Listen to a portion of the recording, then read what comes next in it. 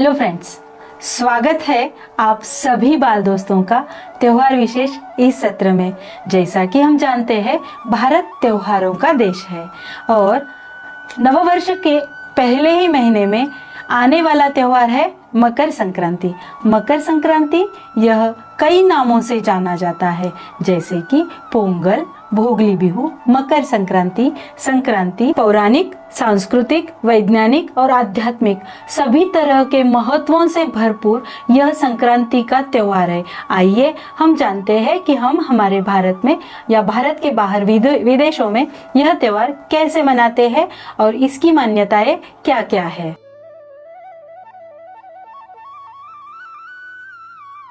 जैसा कि हम जानते हैं, पृथ्वी दो गोलार्ध में बटी हुई है। एक दक्षिण गोलार्ध अर्थात साउथ पोल और एक उत्तरी गोलार्ध अर्थात नॉर्थ पोल।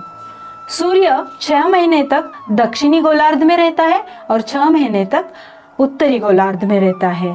सूर्य के एक राशि से दूसरे राशि में जाने की क्रिया को संक्रांति कहते हैं और पौष माह में सूरज मकर राशि में प्रवेश करता है, इसीलिए इसे मकर संक्रांति इस नाम से जाना जाता है। एक बात तो आपने गौर की ही होगी कि हमारे सारे त्योहार पंचांगानुसार तिथि को आते हैं, परंतु मकर संक्रांति यह तिथि को न आते हुए तारीख को आती है, क्योंकि संक्रांति यह सूर्य कैलेंडर, सूर्य तिथि के अनुसार मनाया जाता है और बाकी त्योहार चंद्र कैलेंडर अर्थात चंद्र के स्थान पर मनाए जाते हैं। मकर संक्रांति लगभग 14 जनवरी या 15 जनवरी दोनों में से किसी एक तारीख को आती है।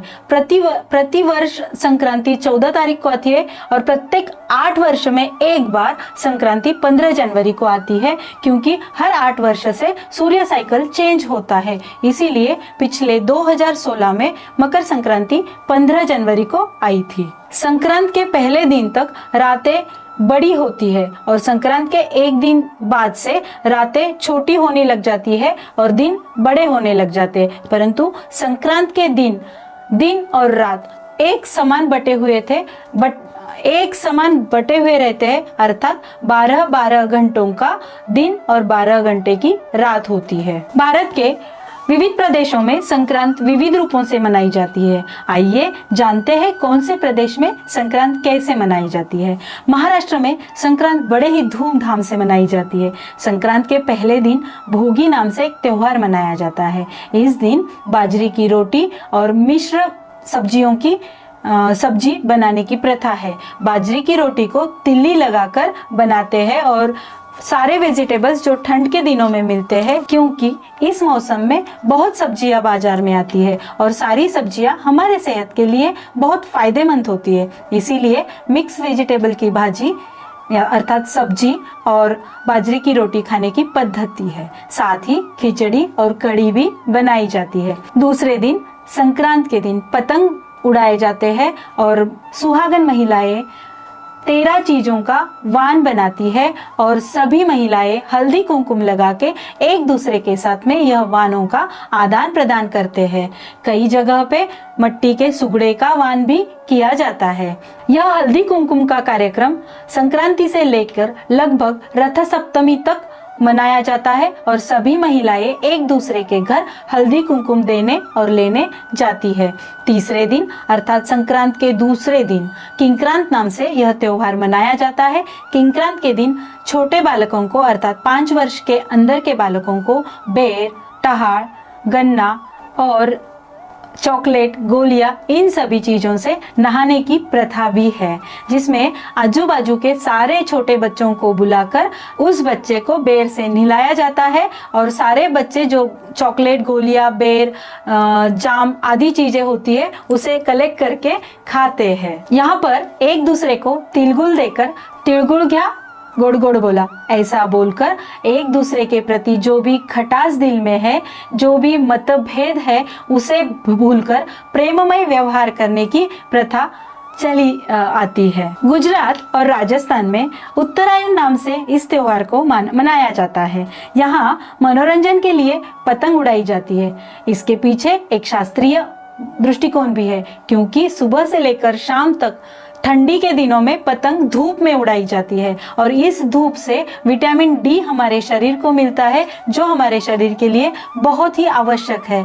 और गुजरात में पतंगोत्सव बहुत ही धूमधाम से मनाया जाता है। राजस्थान में घेवर, फेनी और लड्डू आदि पकवान बनाकर यह त्योहार बहुत उत्साह से मनाया जाता है। तमिलनाडु में पोंगल नाम से यह जाना जाता है। आसाम में भोगली बिहू नाम से जाना जाता है। कर्नाटक, केरल, आंध्र प्रदेश और बंगाल में संक्रांति नाम से यह जाना जाता है। पंजाब में 3 दिनों तक गाना बजाना और सारे लोग इकट्ठा होकर एक दूसरे के पास शादी का प्रस्ताव देते हैं और बहुत ही धूमधाम से मकई की रोटी, भुने हुए मक्के, मूंगफली आदि खाकर यह त्योहार मनाते हैं। उत्तर प्रदेश में माघ मेला लगता है, जो प्रयागराज में स्थित है। विदेशों में भी संक्रांत बड़े ही धूमधाम से मनाते हैं। नेपाल में माघी संक्रांत और सूर्योत्तरायण नाम से इसे मनाया जाता है। थाईलैंड में सोंग्रान, लेओस में पीमालाओ और म्यांमार में थिंगियान नाम से यह जाना जाता है। सभी जगह तिल और गुड़ द्वारा बनाई हुई मिठाइयाँ बनती है। तेलची, पपड़ी, लड्डू, मीठे लड्डू, गोंद के लड्डू, घेवर, फिनी अनेक प्रकार की मिठाइयाँ इस दिन बनाई जाती है। तिल और गुड़ खाने के पीछे वैज्ञानिक महत्व भी है। तिल गर्म और तैलीय होता है। ठंड के मौसम में हमारे शरीर को गर्म रखने के लिए और त्वचा रुक्ष होती है, इसलिए उसे तैलीय बनाने के लिए तिल का सेवन करना आवश्यक होता है। और गुड़ भी गर्म होता है, इसलिए हमारे शरीर को गर्म रखने के लिए गुड़ खाना अत्यंत आवश्यक होता है। इन दिनों दान और पुण्य भी किए जाते हैं। खिचड़ी का दान किया जाना सर्वश्रेष्ठ माना जाता है और खिचड़ी का पकवान भी खाना, क्योंकि इन दिनों हमारी पाचन क्रिया थोड़ी कमजोर होती है, तो वह भी यह खाने से ठीक होती है। पुराणों में गंगा स्नान का बड़ा ही महत्व है, क्योंकि यह पुण्यवान माना जाता है। इन दिनों नदियों में बाष्पन प्रक्रिया होती है, जिससे नेचुरल पानी गर्म होता है। नेचुरल गर्म पानी में नहाने से हमारे त्वचा के रोग दूर होने में सहायता होती है। इसीलिए इन दिनों गंगा स्नान का बड़ा ही महत्व है। इसके पीछे कई पौराणिक मान्यताएं और कथाएं भी है। भीष्म पितामह महाभारत के युद्ध के दौरान बाण की शैया पर लेटे हुए थे, बिल्कुल मरणासन्न अवस्था में, और उन्हें इच्छा मरण का वरदान भी मिला हुआ था। इसीलिए उन्होंने अपने उस वरदान का फायदा लेते हुए संक्रांति के दिन ही, अर्थात उत्तरायण लगने के बाद ही मोक्ष प्राप्ति होती है, इसीलिए उस दिन अपना शरीर त्यागने के लिए चुना था। मकर संक्रांति के दिन ही भगीरथ जी के पीछे चलकर गंगा जी कपिल मुनि के आश्रम पधारी थी और वहां सागर में विलीन हो गई थी, इसीलिए उस जगह को गंगा सागर नाम से जानते हैं। और ऐसी मान्यता है, संक्रांति के दिन गंगा सागर जाकर गंगा स्नान करने को बहुत पुण्य का दिन माना जाता है और बहुत पुण्यवान माना जाता है। इसी दिन भगवान सूर्य अपने पुत्र शनि के घर जाते हैं।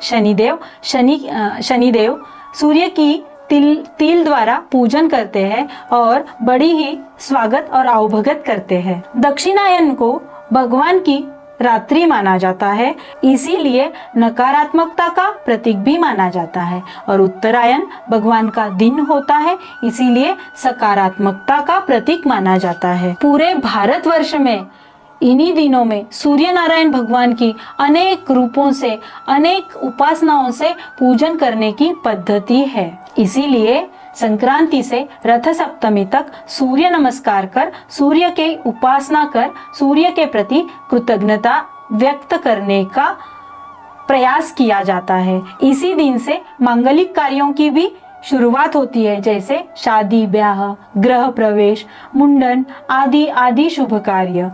तो ये वीडियो अच्छा लगा तो लाइक, शेयर और सब्सक्राइब करके कमेंट करना न भूले। और भारतीय संस्कृति का जतन करना है, हमारे त्योहारों के बारे में और अधिक जानकारी लेना है, तो जुड़े रहिए इसी तरह।